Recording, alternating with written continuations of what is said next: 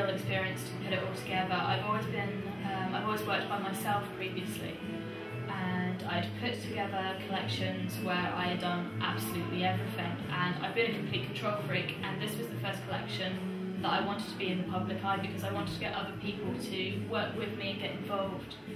So I hired a seamstress and a pattern cutter. Working with a seamstress and a pattern cutter really added to the process.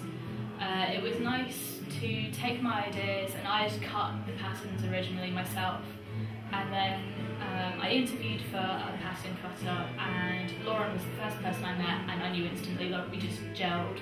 All our ideas were the same, and she looked over my illustrations and what I'd been working on and was like, oh yeah, no, you could take the shape and more do this, and had you ever thought about how you could pull out this other shape, and if you just cut the patterns slightly differently you could also do this, this and this.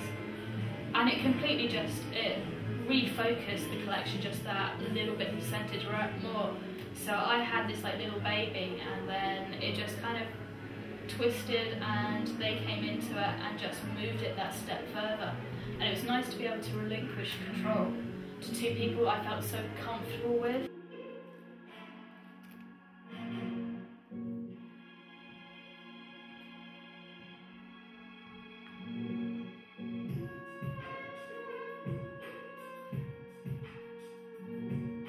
It's been amazing.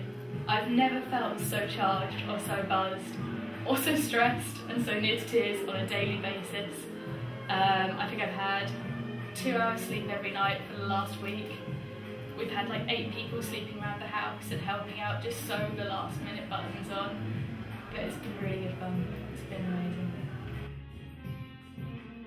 My inspiration for the collection was that 3 years ago I was in Prague, and I was looking at all these Russian dolls, and at the time I was thinking it was about the time where the debate on sizes of models came into play, and I was looking at these Russian dolls and I thought it'd be amazing to have a collection where this one model come out, she'd be laying up in all these different clothing, and she'd peel off layers and then give it to the next model, who could go then from size 18 all the way down to a size 6.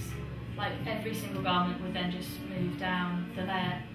I started working on this collection by myself, and I'd worked on it to the point where I realised that having all these clothes layered up on one person made them look like the Pillsbury Doughboy. It just wasn't working, and I thought, well, how could I take this idea of clothes kind of being for big people, small people, morphing backwards and forwards, and I then started playing with the idea of actually taking clothes and playing with them so that they could be pulled out in different shapes, so you could walk out in a very small, slim outfit and then morph it to something bigger. And I wanted models that were not just tall and skinny, but were like short or very voluptuous, or just clothing that you could move in but could also kind of pull out different parts of your personality. And it was all just came from this little Russian doll. And then I thought the idea of my first collection would be called Matryoshka, which means mother in Russian. It was really nice because it was kind of giving birth to my first collection and the first ideas that I'd had. So it's been kind of 3 years in the process, just brewing in the back of my head, and now it's kind of all come out to the forefront.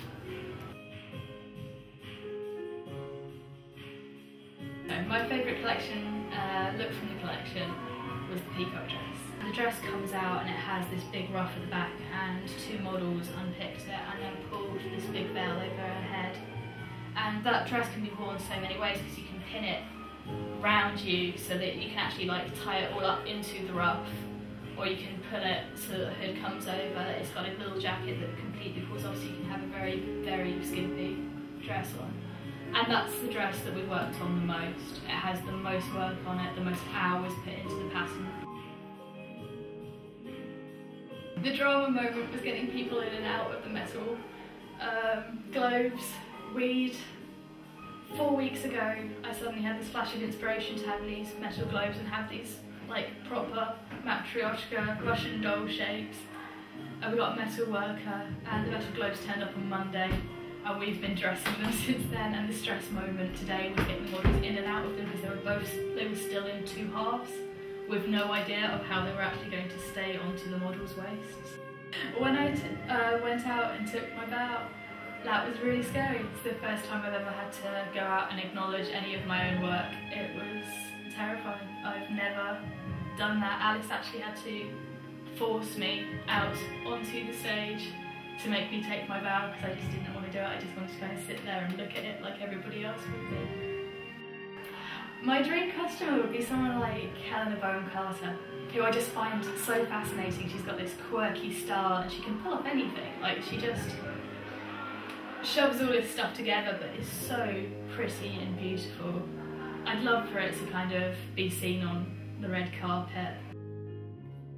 My next step in my dreams is to continue doing this. I don't really, it sounds stupid, I don't care if I make money or don't make money. I love doing this. Like, I love making the clothes, and I love that everyone has enjoyed themselves, and I've enjoyed myself for 6 months. I'm going to keep doing this. I'm going to keep, my next collection's already planned. We've already started sourcing all the fabrics for it. I love it.